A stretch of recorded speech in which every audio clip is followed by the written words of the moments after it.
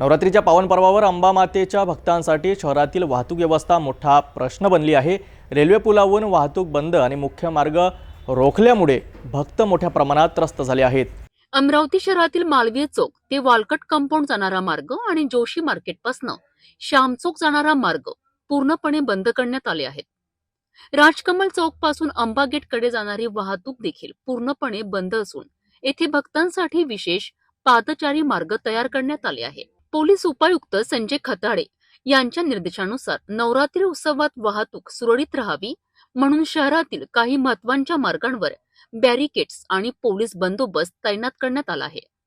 तथापि शहरातील रेल्वे पूल बंद असताना कोणत्याही ठिकाणी दिशादर्शक बोर्ड लावले नसल्यामुळे बाहेरगावातून येणाऱ्या भक्तांना मोठा त्रास सहन करावा लागतोय।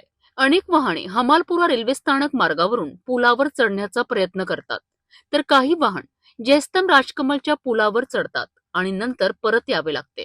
महानगरपालिका अमरावतीकडनं शहरातील मुख्य मार्गांवर दिशादर्शक बोर्ड लावणे गरजेचे असल्याचे नागरिक आणि भक्त सांगत आहेत, ज्यामुळे अंबामाता एकविरा मातेच्या दर्शनासाठी आलेल्या लोकांना कोणतेही अडथळे येणार नाही।